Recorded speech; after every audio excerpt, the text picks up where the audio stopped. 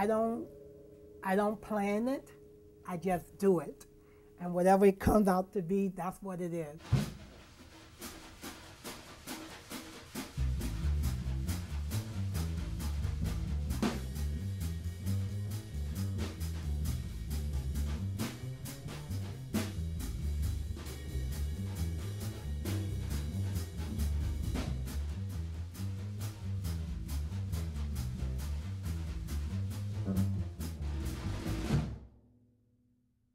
Spencer doesn't have any preconceptions except his own aesthetic, which is intense color and, I would say, joyful, playful work.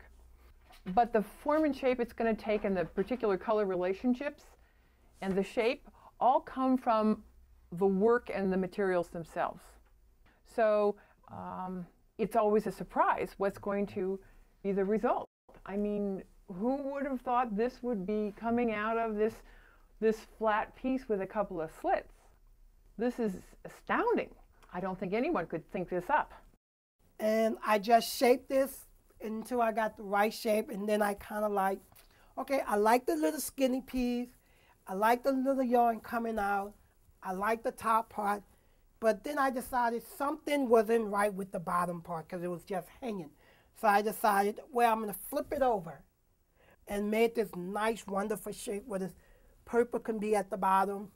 Blends really well with the whole piece, and I really like it. One of the qualities of Spencer's work for me is this tremendous vitality of color and playfulness, and that comes from his inclusion of things like Mardi Gras beads here, which happened very early in his work. And in here, this fabric is salvage from a sheet factory. So this is something that might be thrown away or dumped. In addition, this is fishing net that was dyed and then cut into pieces. This is a kind of nylon. This is like a rug. Could have been a rug. Many things are woven as rugs by Spencer, and then they turn into being part of a sculpture.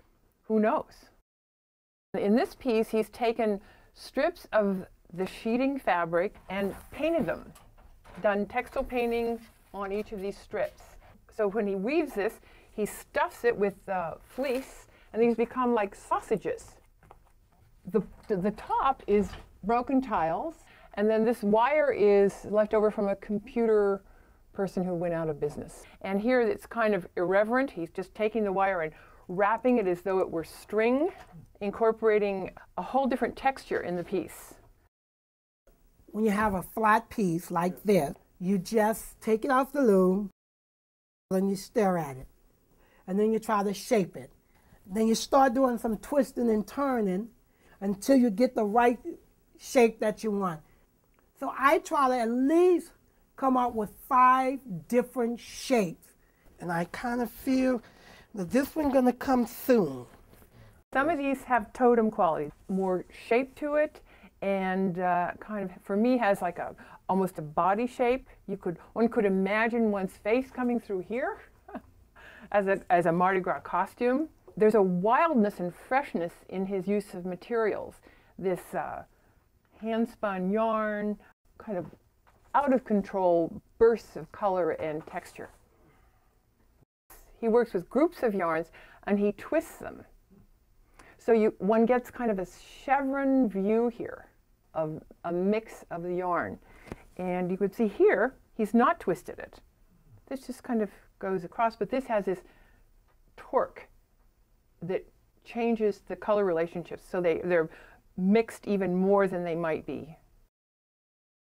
These materials were pulled out of the cabinet because Spencer has a commission to make a rug with particular colors.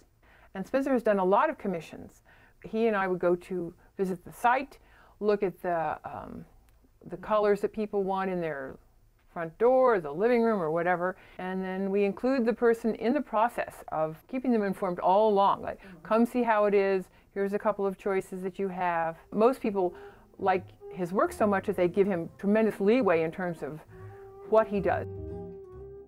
People just love it when they come in. It's unusual and distinctive, and it makes a statement. just gives you a tremendous feeling for movement and excitement, and we love it, and it really gets a lot of comments from our friends when they come over to visit. But it's really about the color and the shape. This piece just has so much energy. It just jumped out at me. I've never seen anything like it before or since.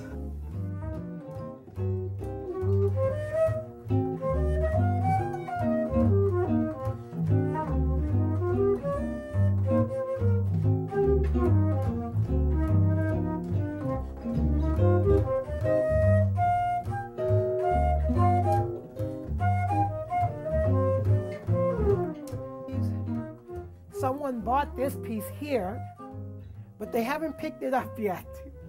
So I get to hold on to this one for a little bit longer. I don't know, I like them all, but you can't keep them all.